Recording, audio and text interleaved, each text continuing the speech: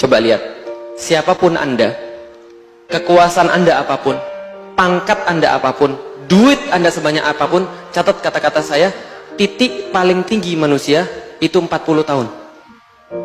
Kenapa 40 tahun? Karena itulah yang menjadi waktu Rasulullah diangkat jadi Nabi.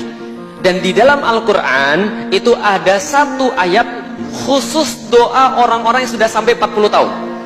Yang 39. Nanti hafalin ya. Nanti ada ayatnya di dalam Al-Quran untuk 40 tahun. Jadi dibaca ketika sudah berumur 40 tahun. Nah, kenapa? Menurut orang Cina, sebelum saya masuk Islam, bapak saya cerita, menurut orang Cina, ada orang sudah sampai 40 tahun dan dia nggak jadi siapa-siapa, kemungkinan besar sampai mati dia bukan siapa-siapa. Lah kenapa? Karena 40 tahun itu Rasulullah tuh dibina, ditempa sampai umur 40 tahun, sesempurna-sempurna manusia jadi nabi. Karena sudah lengkap al-amin, sudah lengkap cerdasnya, sudah lengkap segala-galanya. 40 tahun. Bisa difahami? Coba lihat. 0, 40, 80. Cocok? 0 baru lahir, 40, 80 mati. Cocok zaman sekarang?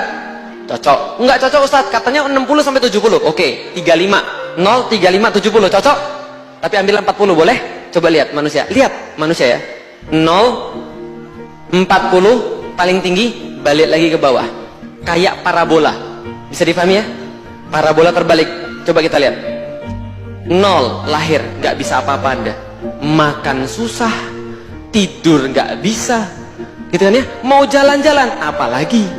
Tiba-tiba Anda kemudian beranjak dewasa, mulai belajar makan sendiri, mulai belajar mandi sendiri, bisa ngingat nama orang, sudah mulai ngomong mama, papa, gitu kan ya? Sudah mulai Allah, lalu kemudian naik lagi bisa belajar sholat, bisa kemudian pergi kemana-mana, bisa lari, bisa kemudian beli apapun, bisa kerja, sampai titik umur 40.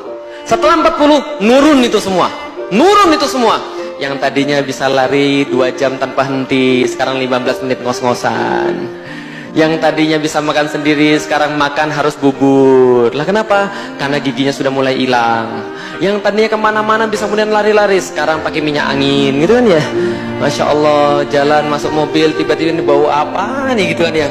Bau-bau ibu-ibu dan bapak-bapak yang sudah diintai malaikat maut, kan itu.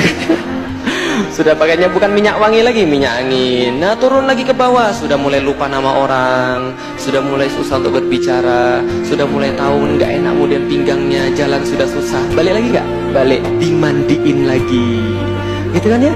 Kemudian nunggu mati, kan itu kan ya? Lah, makanya kata Rasulullah, itu yang namanya mati itu pengingat paling besar bagi orang-orang tua.